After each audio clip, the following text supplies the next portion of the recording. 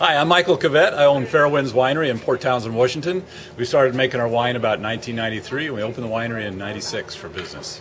You're pretty far away from wine country. Where do your grapes come from? Well, all the grapes, all the wines that you tasted today, those all came from Eastern Washington. We have several people over that grow for us. Paul Shampoo over in the Horse Heaven Hills, Tom Judkins down by Red Mountain. I think sooner or later there are going to be grapes in this area that we're going to be able to make wine from, but at this time I like those grapes best. Right. Probably two of the most unusual varieties that you do. One is Lemberger and one is Aligoté. Can you talk about each of those? I don't know a lot about them. The Lemberger is a grape that originates in Austria, and several people make Lemberger in Washington State. It's kind of a Washington State wine, but they don't call it Lemberger. Hogue Cellars, for instance, calls it Blue Franc after Blaufränkisch. That's the name of it in Austria. I like the grape for a lot of reasons. One is sometimes people come in the winery and say, "Oh, I don't like red wine. Don't make me try red wine." If I can get them to try the Lemberger, most of the time they'll like it because it's a real drinker-friendly wine, and it's very versatile. It goes almost with anything. The Aligoté, that was kind of an accident. Stan Clark, who recently has died, was my consultant, and I told him I wanted to make a wine that other people didn't have. And he says, well, we need to go talk to this guy about the Aligoté.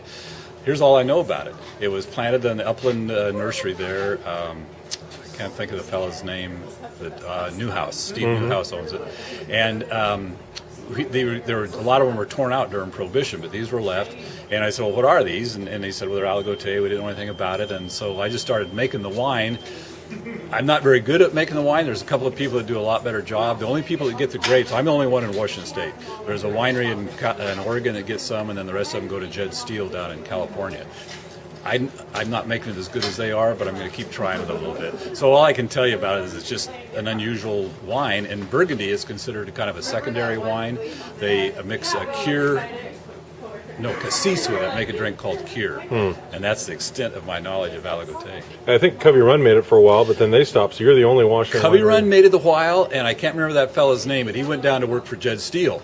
And the very first time I ever got Aligoté, I went to him and said, can I get some Aligoté? And he wouldn't let me have the grapes, but he pressed some juice for me and gave me the juice. And so that's how I kind of got started. Then when he moved, I called him and said, look, I know you're going to take that down to California, but it's okay if I get some. And so the deal is Steve Newhouse will give me 3 to 4 tons, and the rest of it goes to him. Okay.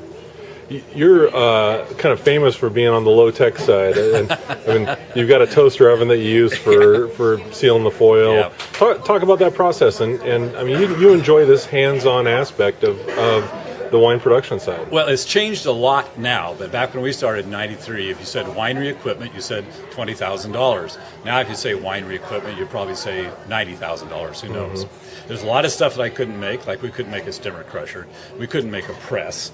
But some of this other stuff that was just, in my opinion, overpriced, like to get a professional heat shrink thing, it does one bottle at a time. I think it's around $1,500 right now.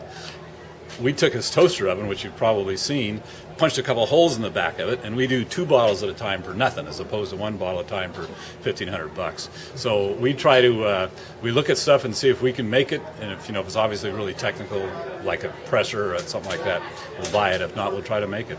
So if you wear out your toaster oven, you just go to Goodwill and get another one? So. We have wine club members that every time they come to visit, I've got 10 or 15 of them upstairs, and one of them breaks. You can see this one we're using now. It's caught on fire before. It scares the hell out of the volunteers, but you just put out the fire, and it's good for another couple of times. That's great. And you got this beautiful hand labeler and. Yeah, we bought the original one from Tap, who is a Canadian label maker, and needed some modifications. So we found a woodworker that took it all apart and rebuilt it, and built us a really nice one. It works a lot better. But we find rolling them on by hand, that's the way we like to do it. We like as much hands-on as we can. Every bottle of wine in this winery has been touched by human hands at least 10 times before it gets in the box. You've got some older wines that you're getting ready to release, is that right? That's true. We're going to release our very first ever Chardonnay this year, and we're also going to release a 2002 Merlot, which is still in the barrel, which I'm going to let you taste in a minute.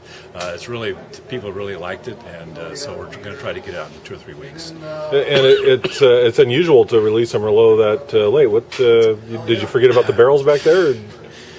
I don't want to say I forgot about the barrels, Andy, but I forgot about the barrels. I originally bought the Merlot only to make a Cab Merlot blend. So my wife doesn't like Merlot. I thought, okay, I'll never make a Merlot, but I've heard people talk about finding wine in their winery, and I think, well, how could you do that? How could you lose track of the wine? And so one day I'm back here looking, and we've got these 2 barrels of this 2002 Merlot, and I thought, man, what are we going to do with this? So we tasted it. So we tasted it, and I thought, oh, I know what I'm going to do. I'm going to bottle it. So we're going to have that out hopefully in about 3 weeks. Wow, that's interesting. You've got something really interesting on your label too. What's the secret little thing on your label? What's the secret story with that? Well, here's the long story. When we very first did our label, the ship on there was the Bear, which is an old revenue cutter ship. Revenue cutter service was a precursor to the Coast Guard. Myself and the guy we started the winery with were each in the Coast Guard 30 years each. And so we wanted the Bear on there. But being good citizens, we told the Bureau of Alcohol, Tobacco, and Foolishness that this is the Bear. And they said, oh, that's a public vessel. You can't have it on your label. So we took it back, redrew it a little bit, and sent it to them. And they said, hey, is that the Bear? And we said, no. I said, okay, that's fine. And so we went through thing after thing after thing they told us we couldn't do. We couldn't have the U.S. flag. Well, by this time we'd had enough things that they told us we couldn't do. So we wrote a letter back to them about like this and said, you know, between the two of us, we've been in the Coast Guard about 70 years, and we can tell you that a ship at sea without a flag is a pirate ship. Is that okay? So as far as I know, we're the only U.S. winery to have a flag. I haven't seen any others. And so finally, it got down to the last deal, and we'd had just about enough of things we couldn't do. So without asking them or without telling them, on the bottom of our label, you'll see 4 gold stripes. And both myself and this other guy retired as captains from the Coast Guard. That's our captain stripes down at the bottom. That's a great story. Tell us about your other wines. You've got a Cab Merlot, you've got a Cab, Gewürztraminer, and a Port.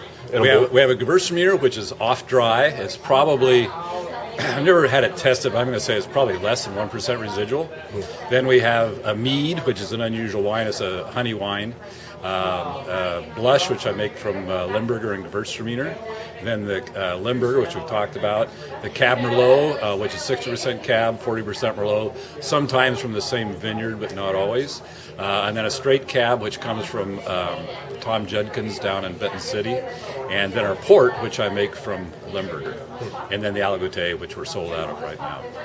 And Port Townsend is not necessarily in wine country, but you guys have kind of made it wine country, and there's a few wineries popping up on the peninsula. Our hope is that we make Port Townsend more of a destination. We've got myself and Richard Sorensen, and then 3 people have popped up that kind of specialize in cider. That's Finn River, Eaglemont, and Wildfire.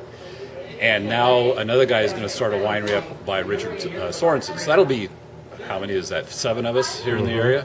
That's a nice destination. Right now, I think, when people come over in the peninsula, they say, okay, shall we drive 10 miles over and back to Port Townsend and go to 2 wineries, me and Richard, or drive straight ahead, go to Port Townsend and have 5 wineries or 4 wineries, whatever's up there. I think if we advertise ourselves as more of a destination, people will be making that turn. They'll be staying overnight here. They'll be going to our restaurants, our B&Bs, and drinking our wine. That's our goal. Yeah. Well, Michael, thanks for your time. This has been great. Absolutely. Thank you, Andy.